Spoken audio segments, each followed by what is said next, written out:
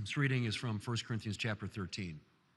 If I speak in the tongues of men or of angels, but do not have love, I'm only a resounding gong or a clanging cymbal. If I have the gift of prophecy and can fathom all mysteries and all knowledge, and if I have a faith that can move mountains, but do not have love, I am nothing.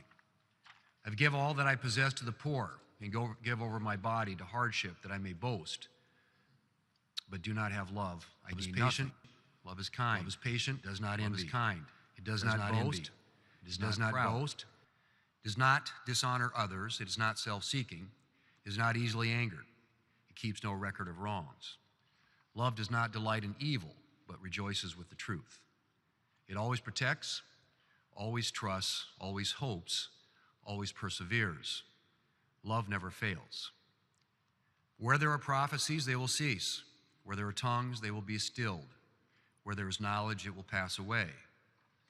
For we know in part, and we prophesy in part, but when completeness comes, what is in part disappears. When I was a child, I talked like a child, I thought like a child, I reasoned like a child. When I became an adult, I put the ways of childhood behind me. For now, we see only a reflection in a mirror, but then we shall see face to face. Now I know in part, then I shall know fully, even as I am fully known. And now these three remain: faith, hope, and love. But the greatest of these is love. Join me in. Lord, teach us to love as you have loved us. May we reflect your patience, kindness, and truth in all we do. Help us to embody faith, hope, and love, remembering that the greatest of these is love. Amen.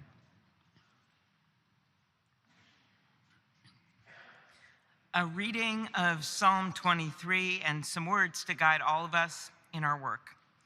The Lord is my shepherd, I shall not want. He maketh me lie down in green pastures. He leadeth me beside the still waters. He restoreth my soul. He leadeth me in the paths of righteousness for his name's sake. Yea, though I walk down the valley of the shadow of death, I will fear no evil, for thou art with me. Thy rod and thy staff, they comfort me. Thou preparest a table before me in the presence of mine enemies. Thou anointest my head with oil, my cup runneth over. Surely goodness and mercy shall follow me all the days of my life, and I will dwell in the house of the Lord forever. And the people respond, the Lord is our shepherd, we shall not want. In green pastures and still waters, he restores our souls. Even in the darkest valleys, we will fear no evil, for his presence is our comfort and strength. Surely his goodness and mercy will follow us all our days, and we will dwell in the house of the Lord forever. Amen.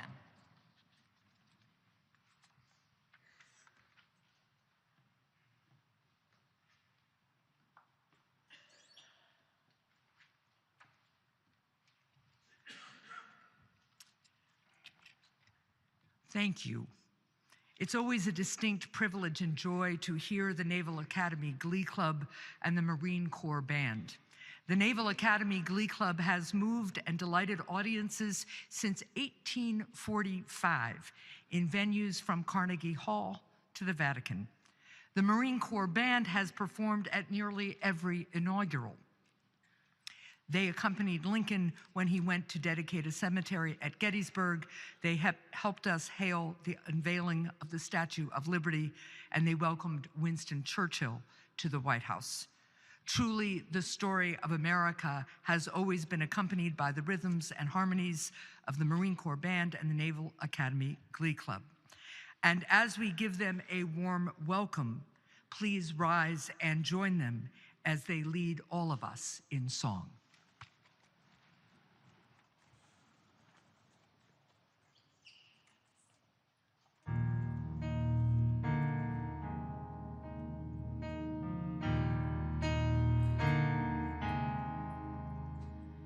Be thou my vision.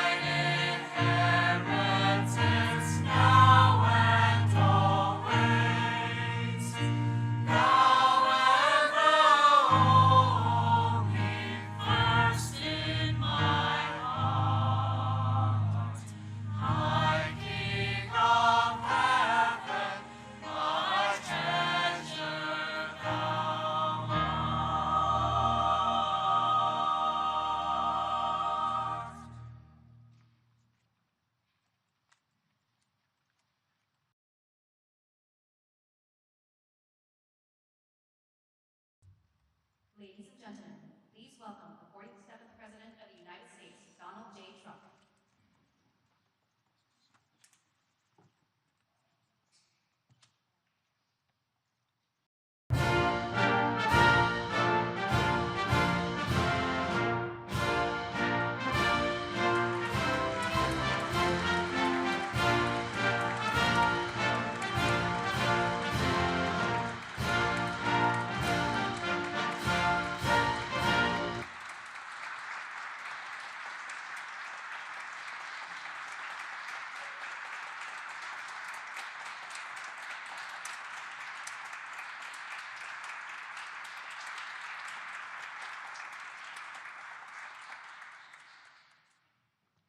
Thank you very much. This is very beautiful, I must say.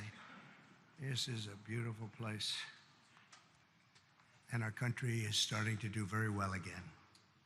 It's happening fast, a little faster than people thought. Thank you especially to Senator Marshall for the beautiful introduction. Appreciate it very much. Thank you.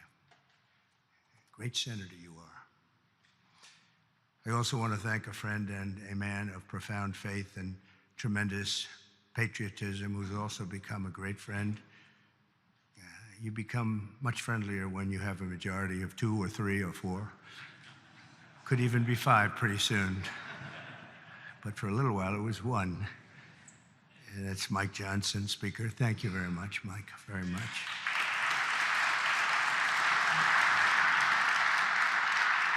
And thanks as well to somebody who's doing a fantastic job, Senator Thune. Thank you very much, Senator. It's not easy. It's not easy. It's really great. And Leader Scalise, Steve, wherever you may be, I know I think you're here someplace. There he is, a brave guy, too. A brave guy, I always say it. And Senator Chuck Schumer. Chuck, thank you very much. Thank you. Senator Hassan, thank you very much. Thank you, very nice to see you. Congressman Jeffries, thank you. And many other very distinguished leaders in the room. It's a great group of people. If we could ever come together, it would be unbelievable. It may not happen, but it should, and maybe it will. From the earliest days of our republic, faith in God has always been the ultimate source of the strength that beats in the hearts of our nation. We have to bring religion back. We have to bring it back much stronger. It's one of the biggest problems that we've had over the last fairly long period of time. We have to bring it back. Thomas Jefferson himself once attended Sunday services held in the old House chamber on the very ground where I stand today. So there could be nothing more beautiful than for us to gather in this majestic place. It is majestic, and reaffirm that America is and will always be one nation under God. At every stage of the American story, our country has drawn hope and courage and inspiration from our trust in the Almighty. Deep in the soul of every patriot is the knowledge that God has a special plan and a glorious mission for America. And that plan is going to happen. It's going to happen. I hope it happens sooner rather than later. It's going to happen. And it's His hand that guides us every single step of the way. And all of you and the things we have to do is to see the defining role that faith and prayer have played in the life of our nation. And you just have to look at this building, and you can look at each other. You can really look at each other. It's defined almost everyone in this room. I think faith has been very strong with the people in this room. Just steps away from here in the Hall of Columns is the statue of John Winthrop, who famously proclaimed that America would stand as a city upon a hill, a light to all nations, with the eyes of all people upon us. Today, almost 400 years after that famous sermon, we see that with the Lord's help, the city stands taller and shines brighter than ever before, or at least it soon will. In that same hall, we also find the statue of the great Roger Williams, who founded the state of Rhode Island, named its capital city Providence, and built the first Baptist church in America. It's Williams that we have to thank for making religious liberty part of the bedrock of American life. And today we must protect the fundamental freedom with absolute devotion. We must stand strong, just like generations of Americans have done on the battlefields all around the world. Feet away from the magnificent rotunda, another statue watches over visitors to the Capitol. George Washington, the founder of our country, often called for Americans to join together in prayer, very often. And more than 2 centuries later, this morning, we heed President Washington's wisdom and follow in his mighty footsteps. He was a strong man and of great religious strength. The stories of legends like Washington, Winthrop, and Williams remind us that without faith in God, there would be no American story. Every citizen should be proud of this exceptional heritage. We have an unbelievable heritage, and we have to use that and make life better for everyone. That's why as we approach the 25th times 10 anniversary, think of that, 250 years we'll be celebrating next year of our country's founding. I have signed an executive order to resume the process of creating a new national park full of statues of the greatest Americans who ever lived. We're going to be honoring our heroes, honoring the greatest people from our country. We're not going to be tearing down, we're going to be building up. It will be called the National Garden of American Heroes. Some of you will be on that soon-to-be hallowed ground. Some of you, let's see, I can pick a few of you right now by looking. There's a couple of you right now I can see. Let's see. It's the president's sole opinion. And I've given myself a 25-year period. And then somebody else. By that time, it'll be very, very built up. No, it will be something very special. And I hope that Congress will fully fund this wonderfully unifying project at the first possible opportunity. It's not going to be a lot of money. It's going to be very important, however, so that more of our people can be inspired by the faith and courage of patriots like those who we honor in these halls. One of the incredible Americans whose memory my order will celebrate is also recognized with a statue in the Capitol representing the great state of North Carolina, and that's a man known who everybody loved, Reverend Billy Graham. He was something. My father used to take me to watch the Crusades. He would take me to Yankee Stadium. I remember it so well. I remember it more than I remember any Yankee game, and I've seen a lot of Yankee games. Can you believe it? And Billy didn't have a bat, so, you know, it was just pretty good.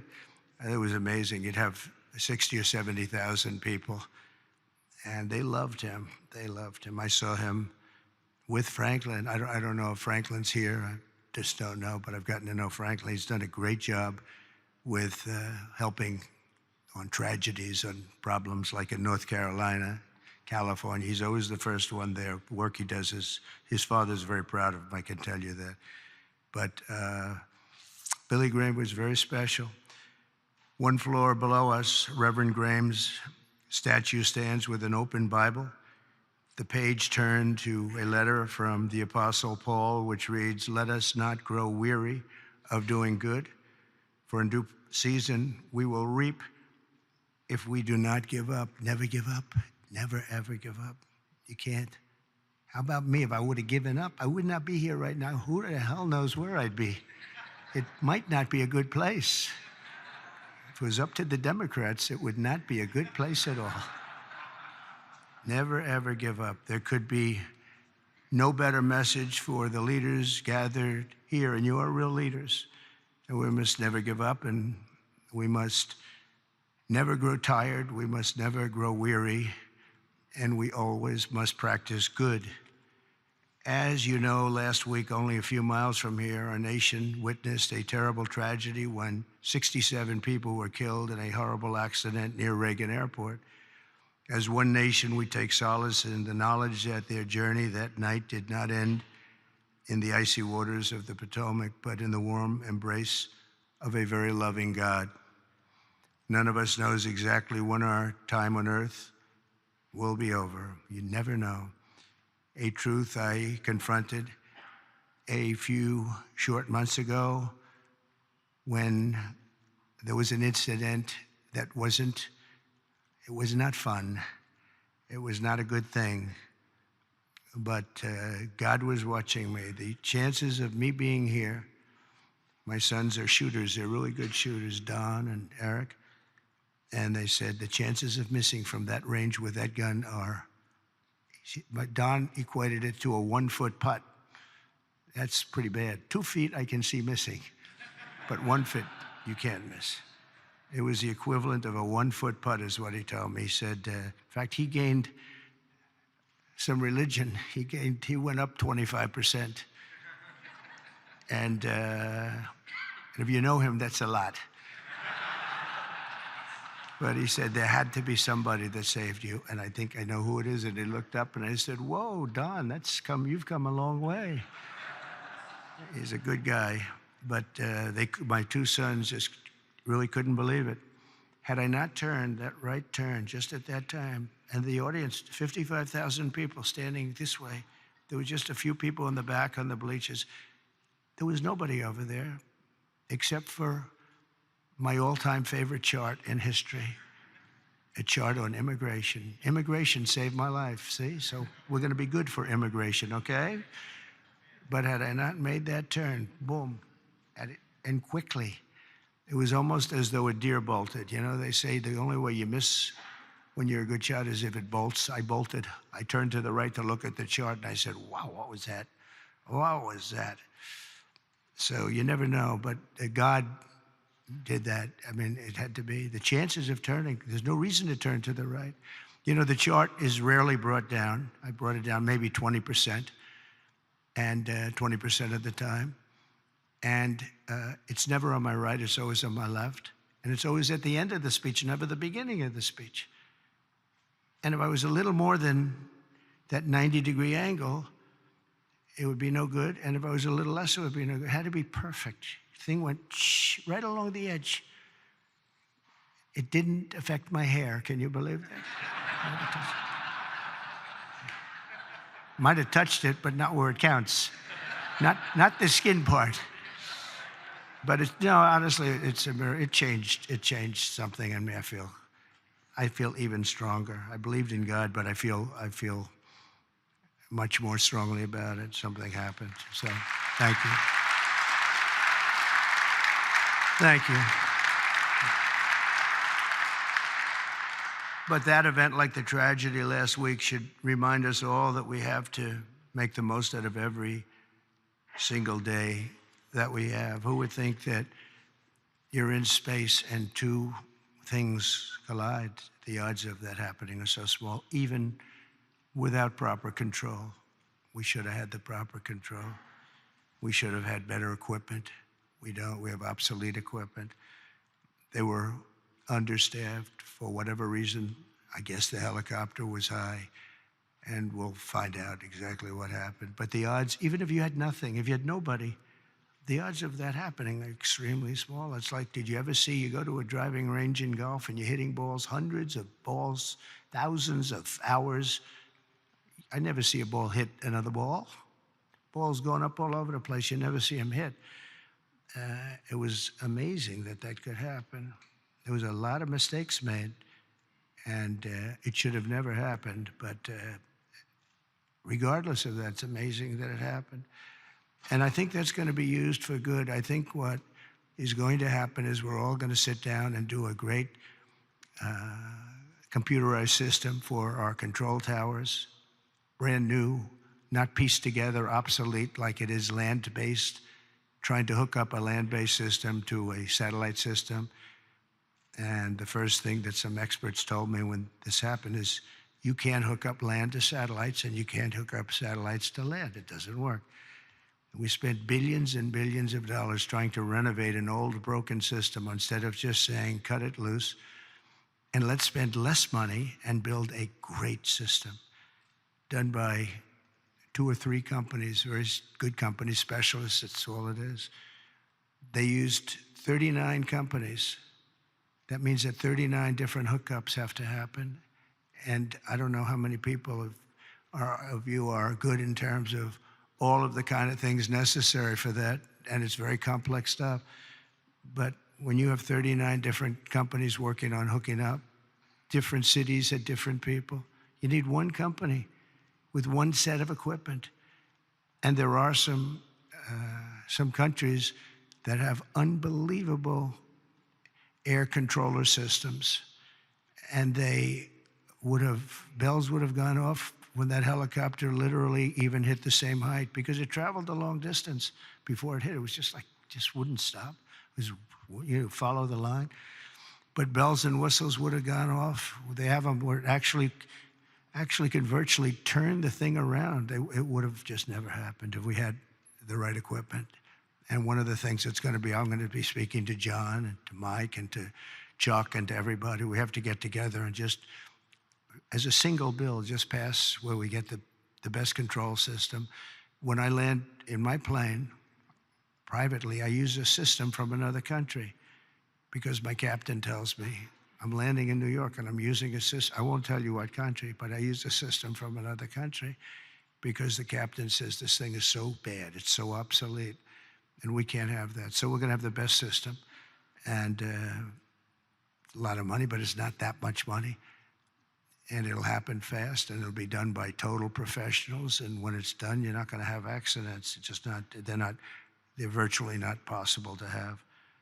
Each of us is blessed with a precious chance to help lead America to renew our pledges of faith and everything else, and bring us to new heights and create a future of promise for our people and for ourselves. We have the most important people in the country in a true sense here, because you're the ones that are going to make the decision. You're the ones that are leading us into so many different things, whether it's the right air control system or the right size military, or what to do and what not to do. Most important people. And many of you are very religious. I know so many of you are very religious. And I just think that our country has been so badly hurt. We're very hurt by what COVID did to religion. It really hurt it badly. People couldn't go to church for a long period of time. Even going outside, they were given a hard time. And I'm not blaming anybody for that, but it was very hard to gather. So they start using computers, if that. And when they come back, it's just, a whole new experience they have to get used to. But it is starting to come back. We had a fantastic thing happen yesterday. The Army had the best recruitment numbers that they've had in more than 15 years. They think it could be 25 years, actually. They're going to probably put that out, but more than 15 years just now. And we were worried about it. We were talking about it numerous times that, we don't have people joining our military services. We don't have people joining our police force. We have to cherish our police. It's so dangerous. You open a car and somebody starts shooting. They have blackened windows. You don't even have any idea who's in the car. Oftentimes they have the dark windows, which are not, in theory, supposed to have, but they have them. The door opens and a gun is pointed at your face, and you can't do a thing about it. It's just nothing you're going to do about it. Your friends will take them out. It's happened so many times, but it's such a dangerous thing. We have to cherish these people. So today we join our hearts and prayers and recommitting to putting our country first. We have to put our country first, making America stronger and greater and more exceptional than ever before. And we have to make religion a much more important factor now. We have to make it an important factor. And if we do that, it's going to be, our job is just going to be much easier. It unifies people, it brings people together. Democrats are going to be able to have lunch again and dinner with Republicans. And I remember just as growing up, I'd see, I revered senators and congressmen or something very special, but they were out to dinner all the time. We had an old congressman, maybe some of Cy Halpern from Queens, and he was a friend of my father. But he'd have dinner with, he was a Democrat, he'd have dinner with Republicans, and he'd be out, it wouldn't even make a difference. Today, it's like shocking. And it shouldn't be. You have to get together. We really have to get together. We all know what's right and what's wrong, and there's going to be compromise on both sides. But we have to just do the right thing, and we have to get together. You did it with Marco Rubio. You got everybody who was 99 votes, and the only vote was our VP, who maybe we should have been there just to make it 100. But I think I would have been angered if it was 100. That might be a step too far, right? But no, it was great to see a vote. Pam Bondi had support from Democrats, and some of the others had some pretty good support. So, it's doable. We had a recent bill having to do with a very beautiful young lady who was killed from Georgia. And that bill was very bipartisan. It was a very beautiful thing to watch, actually. And so I think we just have to, if possible, we have to unify. There's big division. I mean, some people want an open border and some people want a closed border. We want it closed and they want it open. That's a big difference. How do you solve that problem? It's a big difference. Some people want men and women's sports, and some people don't. And I was with somebody yesterday who was so upset that the bill was signed where men cannot participate in women's sports. And I said, he's a very smart guy, went to a great school, was a great student, and he actually feels, that should happen. Men should be able to play, meaning transition into women's sports. And you talk to him and it says, I don't understand it. I don't understand how the problem ever got started in the first place. It just seems so simple. But he's a good person and just believes it. He just believes it. Not going to be easy to convince him otherwise. So where is a middle ground? It's hard to have a middle ground. There's two ways. I mean, you can either do it or you can't.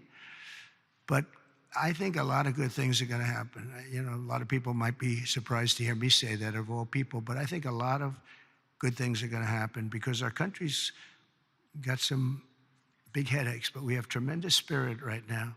The spirit is as high as it's been. It was up 49 points this morning. 49 points. It's the biggest increase in the history of whatever the poll was. So the spirit is there. That's a big factor. That's probably the hardest thing to get back, to be honest. The rest is easy. The rest is easy. So I want to just thank you all. I want to congratulate a lot of the new members. I see so many of you that ran great races, David. That was a great race. But so many that ran great races. And on both sides, you ran some incredible races. So it's good to be with you. And God bless everybody. We want to come together, and the happiest, the person, the element, the everything that's going to be happy. People of religion are going to be happy again. And I really believe you can't be happy without religion, without that belief. I really believe it. I just don't see how you can be. So let's bring religion back. Let's bring God back into our lives. Thank you all very much. Thank you very much. Great honor. Thank you.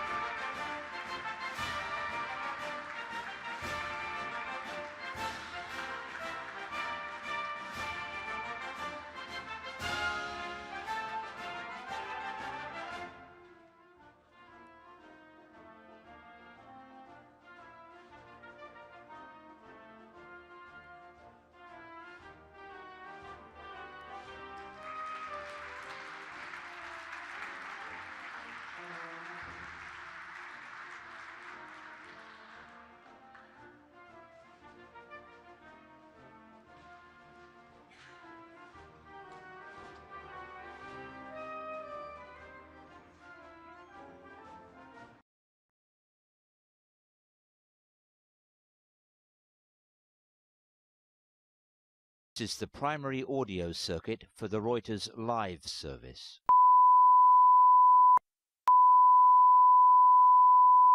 This is the primary audio circuit for the Reuters live service.